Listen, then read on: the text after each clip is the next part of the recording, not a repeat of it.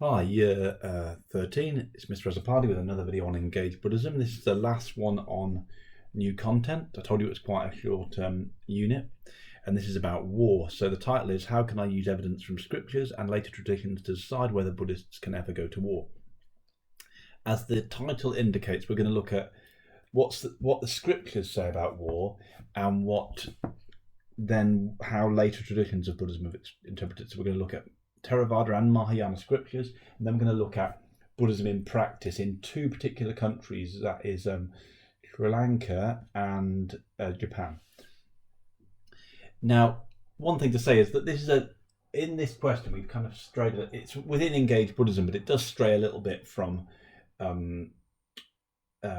what Engaged Buddhism is all about, because so far we've looked at the kind of idea of, is Buddhism engaged in helping the world and all this kind of thing, but obviously getting involved in war is one way in which Buddhism can be involved in the world and making a difference in the world, but it is a slightly different question. So this is kind of a bit shoehorned into this topic, and it's really an independent question, which is just basically, is Buddhism for or against war?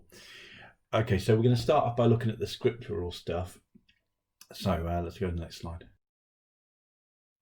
So for this one, I've got a worksheet and a reading that I want you to read and just complete these tasks. I want you to read this article.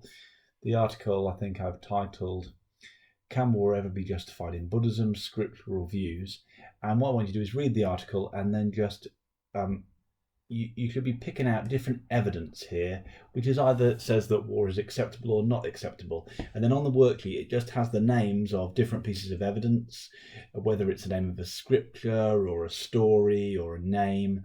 And I just want you on that worksheet, just summarize what does this evidence say that could make Buddhists either for war, it's on the for war side, or against war, on the against war side. So just pause the video and have a go at that task, see what you can do. So like I say, read through the article, make sure you understand it, and then go to the worksheet and don't have to write in massive detail, but summarize. So when it says like first precept, for example, just say, well, the first precept is avoid killing beings, war involves killing, therefore it suggests Buddhists can't go to war. That kind of thing, really, just summarize it. Then I've got a third task on there which says, once you've done, just highlight the bits that are Mahayana. So anything that says specifically this comes from a Mahayana sutra, highlight that. The idea is that if you were to do a peril, and or an essay, and we'll come on to that in a minute, but if you were to do, we'll come on to that in a future lesson, but if you were to do an essay, then you could do like a paragraph, one peril on like non-Mahayana views, like Theravada views, and one peril on what it says in Mahayana Buddhism. So pause the video, have a go at that task, and then I'll do a bit of feedback afterwards. Okay, you should have completed that task now. So if you the things, there's just a couple of things I want to point out. Obviously there's lots in Buddhism that seems to be against war, but there is that even in the Theravada tradition, which is more wholeheartedly against war, I think, there's still some things that indicate that war isn't completely condemned. So the main thing, I think, is this stuff to do with the Chakravarti king.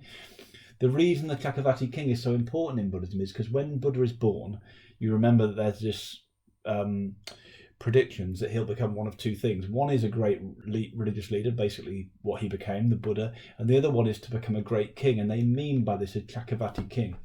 So a Chakravarti king is the ideal in Buddhism of a great emperor. Chakravarti, wheel turning king, a great emperor, and because they're almost seen as like the worldly parallel to the Buddha. The Buddha is the king of the spiritual realm and the head person in the spiritual realm. A king is the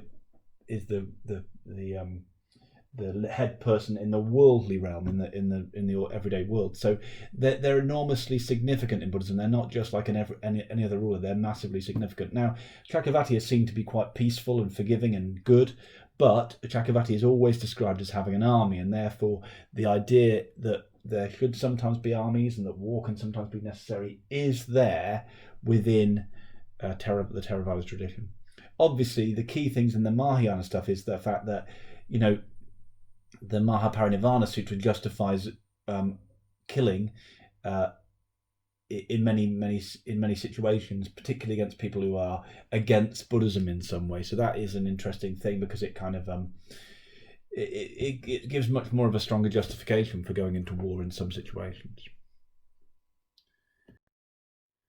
Okay, so we've looked at the scriptural side of things. In that article, we're going to look at some Buddhist traditions now. So the first tradition you're going to look at is in Sri Lanka. So what I want you to do is I want you to mind map here ideas. So what I want you to do, if you can have, this would be the best way to do it, have 3 different colours and just put in the middle of a piece of paper. I would use A3, but it's up to you what you use. Put Buddhism and War in Sri Lanka, and I want you to use different colours for these 3 different things. In one colour, I want you to put facts. When I talk about facts, I want you to anything that you learn from what we study about the political situation in Sri Lanka, the ways in which Buddhism has been Buddhism and war have interacted, just the fact of the situation. And then in another colour, I want you to give reasons that have been given in Sri Lankan Buddhism to justify war, Buddhist reasons to justify war. And then in another another colour, reasons that have been given why war is not justified within the Sri Lankan tradition. Now, to give a kind of summary beforehand, the reason Sri Lanka is a really interesting case is because Sri Lanka is a country where there has been conflict in recent times, and Buddhism and Buddhist monks have often been amongst the most vociferous in calling for war, in arguing that there should be war, that people should go to war. So while you might think Buddhism in a country would be the most peaceful people when it comes to talking about war, on the contrary, in Sri Lanka, Buddhist monks have often been quite, or some Buddhist monks, I should definitely say some Buddhist monks, have been quite in favour of war. First thing I want you to do is to watch this article on YouTube, which shows you, it's quite a while ago now, I think it's 2014, but it shows you some of the ways in which Buddhists have been involved in violence, encouraging violence in certain ways in Sri Lanka. Then there's a BBC article. I want you to do the same, and just take out what you can from those things in terms of any of the stuff on the board, particularly any facts or any reasons given to justify violence there. But I mean, I think most of the stuff is going to come from these next few slides, so don't worry if you don't get too much from the videos. I just think the videos help to put it into context what's happening in Sri Lanka and what has happened in recent years. But once you've got that, yeah, really try and fill in the details based on these next few slides. So there's a lot of facts here. This will be a lot of the facts you need. So the majority of people in Sri Lanka are Buddhist. About 75% of people are Buddhist, who belong to the dominant ethnic group, which is Sinhalese. Sinhalese is the biggest amount of people in Sri Lanka belong to that community, and they speak a language called Sinhalese or Sinhala. And they've always been the majority for thousands of years on the island. Despite being the majority, some sections of the Sinhalese Buddhist group, feels that their Sinhalese Buddhist culture is under threat. Now, the background to that is colonialism. Sri Lanka gained its independence from British rule in 1948. Before that, it was ruled over by Britain, and before that by Holland, and before that by the Portuguese. So it had been under colonial rule for a long time. And under colonial rule, of course, Buddhism and Sinhalese culture were under threat because Christianity was given a greater place in the country, and if you wanted to get on in life and be successful, it often benefited you to convert to Christianity. At the same time, Sinhalese language was under threat because the best jobs were all taken by people who could speak English, and so it was as happened in many colonial countries, the religion and culture of the country was in a second place position during the colonial time. It wasn't helped by the fact that there was also a feeling that the ethnic and religious minorities of the country, amongst Sinhalese, there was a feeling that those communities were sometimes treated preferentially by the British under the British rule, particularly the Tamil Hindu community, which is the second biggest community in Sri Lanka. There was a feeling that community benefited under colonialism more than the Sinhalese Buddhist community. After the end of the colonialism, then, when colonialism finished, violence grew between the Sinhalese Buddhist and Tamil Hindu communities. So there was a situation where some people on the Sinhalese Buddhist side felt like their culture has been threatened. This other group, who's a minority, has been given better treatment in the country and are doing better in the country. And over time, violence emerged between targeting Tamil Hindus from the Sinhalese Buddhist community. That happened particularly in the 1980s. This led to a civil war with Tamil majority. So Tamil Hindu people are a majority in the north of the country and in the east of the country, and a group emerged, a military group called the Tamil Tigers, who wanted to gain independence for those areas of the country, and they wanted to call that country Tamil Elam. You can see that on a map there. That bold line shows the areas that group wanted to have as their independent country. But their idea was, look, that they felt like they, as a minority, had not been treated fairly within the country and had been victims of violence. So they felt like the only way to guarantee their safety and the good treatment of their community was to have their own country. Now, the interesting thing is that Buddhist monks, or some Buddhist monks, have played a significant role in calling for a violent end to the conflict. So that there were different people had different ideas about how to deal with the conflict. Some people are seeking a political solution. Some people like favouring something like devolution. That would mean that there wasn't an independent country, but the Tamil people were given more independent control in those areas of the island, that kind of thing. But Buddhist monks have often been the ones who've been politically calling for a violent end to the conflict, for just an all-out war, and to get rid of the Tamil Tigers and to make sure those areas of the country stay under part of Sri Lanka. There has also been promotion, as you saw in the video, of violence towards Muslim and Christian minorities on the island. So it's an interesting thing that Buddhist monks have often seemed to play a role in promoting violence towards different minorities in the island in a way that might seem surprising given the peaceful image that Buddhism has. So how can sometimes violence be justified? Well, often people look back to a book called the Mahavamsa. And Mahavamsa is a book telling the history of Sri Lanka from a Buddhist point of view. So it's a historical chronicle, and it tells the kind of the story of Buddhism in Sri Lanka, but strongly from a Buddhist point of view. It was written in the 5th or 6th century by a Buddhist monk. And for some in Sri Lanka, it's taken on the status of a scripture. So for some people, it sometimes takes on the scripture. It's almost has the status of something like the Pali Canon. It's that important. Now, part of the story records how the king Dutagamani, a famous king in Sri Lanka, went to war to protect the country from invasion by a non-Buddhist king from South India. Now, this becomes very significant for Sri Lanka today because the minority in the north and the east, who I said were Tamil Hindus, they share many things culturally with the people who live in the southern part of India. So right at the south of India, which is the country nearest to Sri Lanka, that area is called Tamil Nadu, and the people speak the Tamil language, and the people are generally Hindu. Majority of people are Hindu. So you've got this situation where this old book talks about an invading king. This Mahavamsa talks about an invading king who was Tamil Hindu coming from South India, and people have kind of applied it or some people have applied it in their minds to link that invasion from that king with the Tamil Hindu minority living in the north and the east of Sri Lanka. Now, the book celebrates Dutagamani's war and says that he fought not for his own gain, but to protect Buddhism. It also records that he went to war accompanied by monks, so monks were in his party, not fighting, but kind of supporting him, and that his soldiers put Buddhist relics on their spears. So in other words, like we've talked about Buddhist relics in the past, I think, in like stupas and stuff like that, places of worship, you sometimes get relics, that is remains of famous Buddhist teachers, maybe even the Buddha himself, like bones and things from their body. Now, those things are sometimes thought to have some magical power. So here, the idea is the relic is being put on the spears to give them some kind of magic power in the war. Now, all of this is significant. Why? Because it's kind of like in Christianity, you have this tradition of holy war, where you go to war. It's like a war for the religion or commanded by the religion. Where here, it seems like Dutagamani was saying that his war was a Buddhist holy war. He was not going to war to get his kingdom, but to make sure Sri Lanka stayed a Buddhist kingdom. And he was going to war with Buddhist relics on his spears.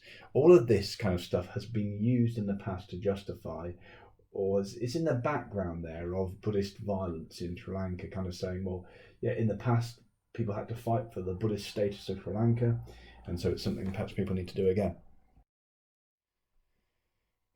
Bit more on this. So after the war has been won, Dutagamani Gamini is distressed that he has caused the death of so many soldiers, that he's killed so many people. One of his monks reassures him by saying that he has only killed 1.5 people. One person in the opposition army had taken refuge in the Buddha, Dharma and Sangha, while another had taken in refuge in the Buddha, Dharma and Sangha and recited the 5 precepts.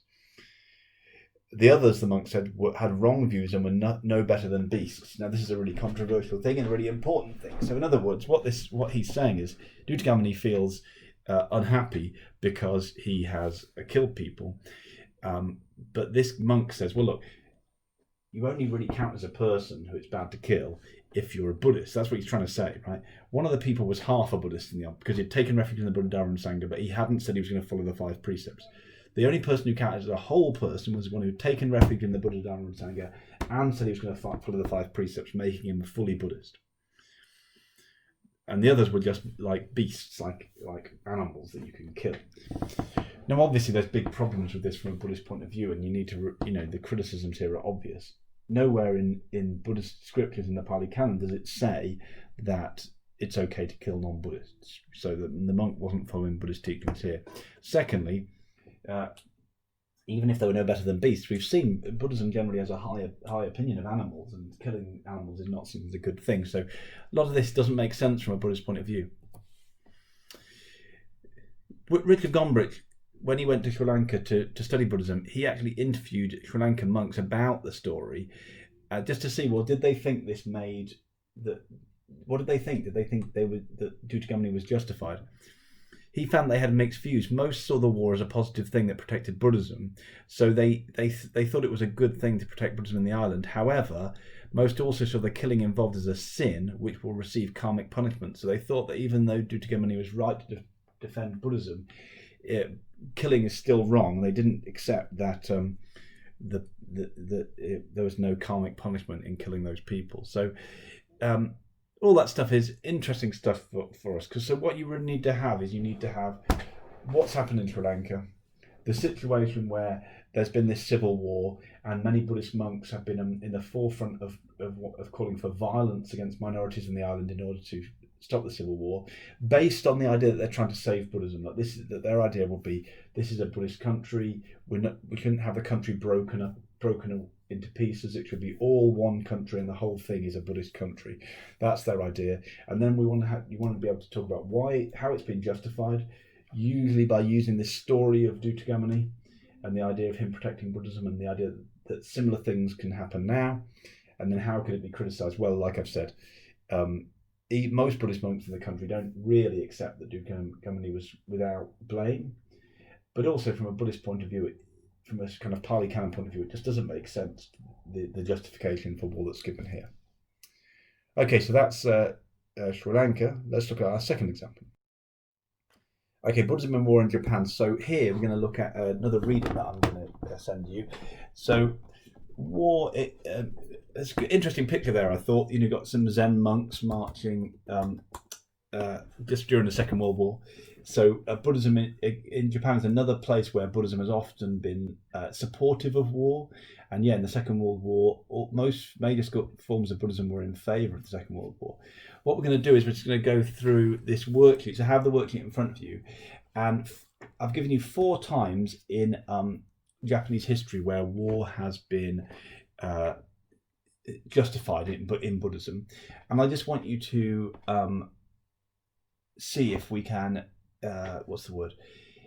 if we can criticize each one. So for each one, we're just going to look at how has war been justified, and how might the use of war be criticized in each situation. So read through them first of all, pause this video, read through them, and just think for each one, well, if I was a critic of this, here's war has been justified. If I was to criticize this, how could I criticize this justification of war?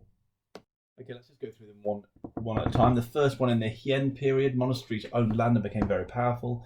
Many had armies of monks to protect their land from attack. The Tendai school, which was particularly powerful, used the teachings of the Mahaparinirvana Sutra to justify using violence to defend Buddhism. How can you criticize that? Well, firstly, from a Theravada point of view, you could just say, well, Mahaparinirvana Sutra is not the real teachings of Buddha because it's a Mahayana Sutra.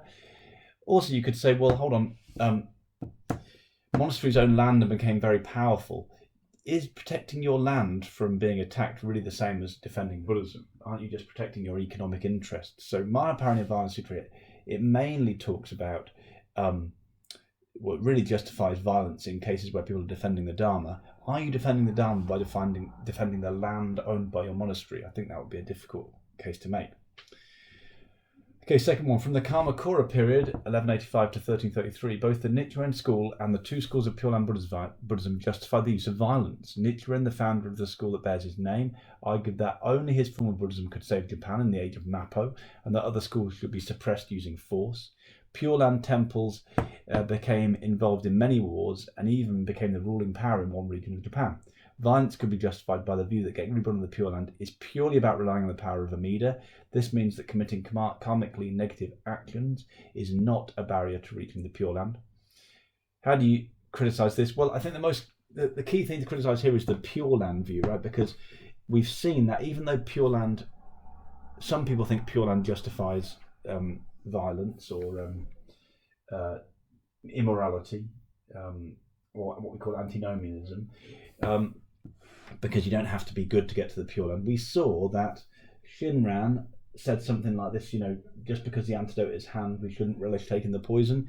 Pure Land Buddhism actually, if you go back to the teachings of the original founders, was against violence and against breaking the precepts.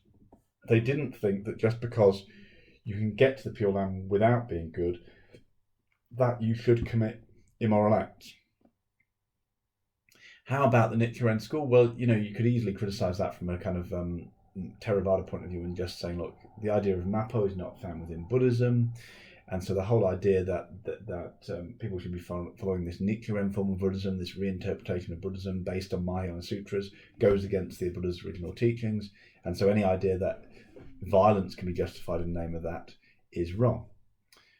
Okay, next one. During the Tokugawa period, 1603 to 1868, Zen became linked to the samurais, Japan's aristocratic warrior knights. This connection between Zen and warriors was often justified by using the teaching of emptiness to support an antinomian attitude towards ethics. For example, a 17th century monk wrote, "The man who is about to be struck down is of emptiness, and so is the one who wields the sword." This should be nice and easy to criticise, because we've seen in our stuff we've done on the perfection of wisdom that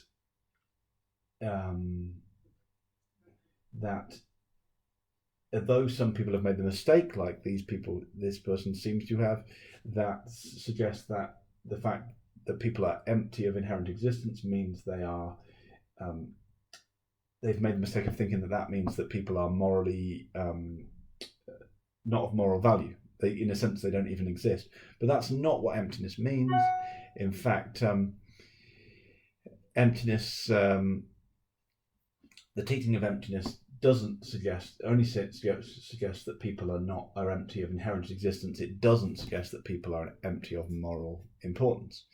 Okay, last one. In the Meiji period, 1868 to 1912, from then onwards, Japan became involved in a number of wars with Korea, Russia and China, and then in the Second World War with America and Britain. At this time, nationalistic attitudes were on the rise in Japan. The government embraced Shinto, the indigenous religion of Japan, and Buddhism was seen as suspicious because of its non-Japanese origins. In this climate, most Buddhist schools supported all Japanese wars. This may have been in part to show their loyalty to the nation. However, it was also possible to justify support for these wars using the teachings discussed above, particularly the Mahaparinirvana Sutra and the teaching of emptiness. Well, we don't need to go into the problems there because we've already seen that neither the Mahaparinirvana Sutra can be used to justify violence in some situations, but only when it's defending the Dharma. Well, these wars weren't based on defending the Dharma. Some of these wars, with Korea, for example, will be with Buddhist countries. And the teaching of emptiness, it doesn't actually support the idea that violence is okay. But the key thing, I think, from that last one is just to pick out that this might have been a reason why Buddhism didn't speak out against war, was because, Buddhism kind of, from that period, and up until the Second World War, Buddhism there was an atmosphere in which Buddhism had to justify its place as a truly Japanese religion, and going against war would have been seen as being not truly Japanese and not truly embracing, like, defending the country, and that wouldn't have been politically a good thing for Buddhism. Now, that doesn't mean it's really justified, because it's almost like the Buddhist groups were going against their beliefs in order to maintain their popularity within Japan, but that might have been one of the reasons why it happened. Okay, that's everything for today on Buddhism and War. Just make sure you've got your notes, and we're going to use all this stuff in later lessons to kind of see how we put it all into an exam question. But you should be able to talk about, from the point of view, these four things really: Theravada point of view, reasons why war is wrong, reasons why it might be acceptable; Mahayana point of view, reasons why war is wrong, reasons why it might be acceptable; Sri Lanka, ways in which war has been justified, reasons to criticise those justifications; and then Japan, ways in which war has been justified there, and reasons to criticise those justifications. Hope that makes sense. Thanks a lot.